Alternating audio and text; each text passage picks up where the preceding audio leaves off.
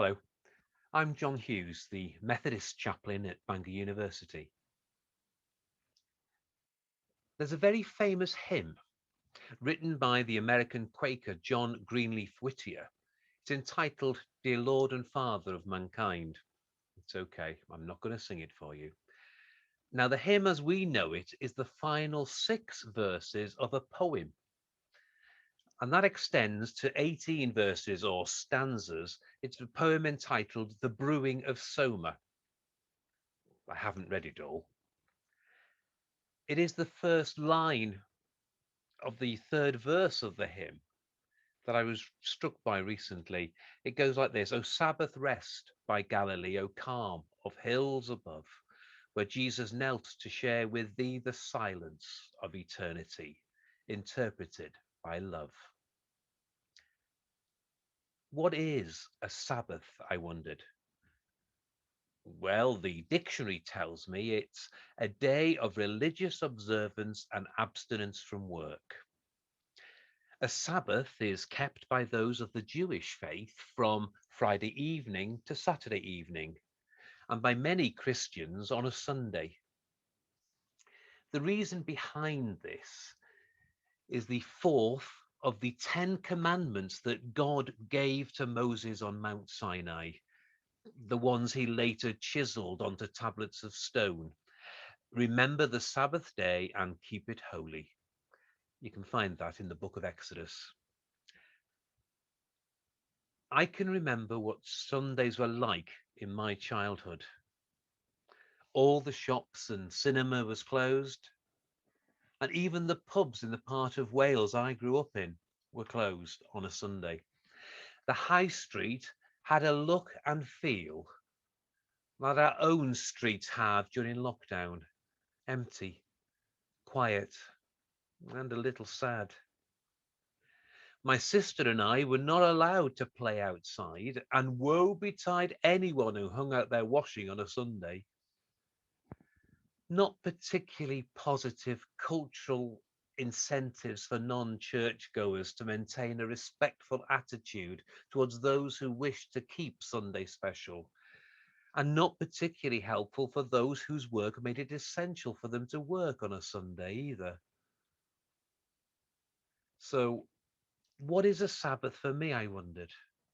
Well, it's certainly not a Sunday, as that's one of my busiest days of the week, very far removed from being a day of rest.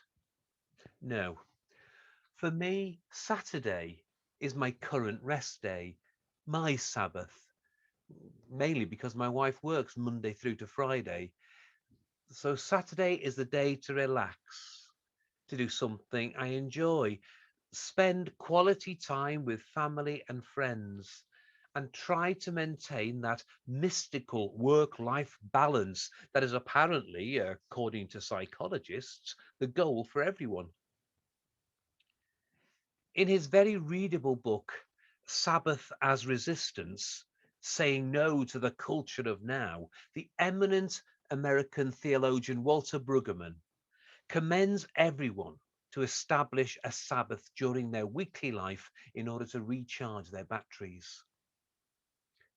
For his inspiration, he goes back to the creation story found in the Bible, in the book of Genesis.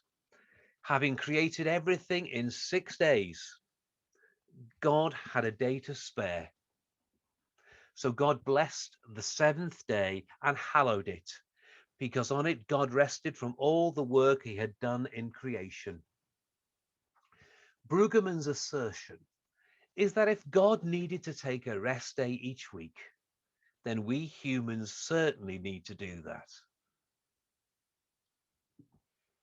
When is your Sabbath day, your rest day, your day of re-engagement?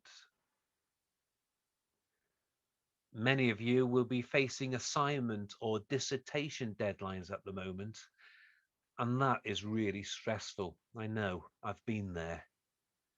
You may not feel that you have a whole day to spare at the moment as you double check that citation or rewrite your introduction to make it more dynamic or shorter.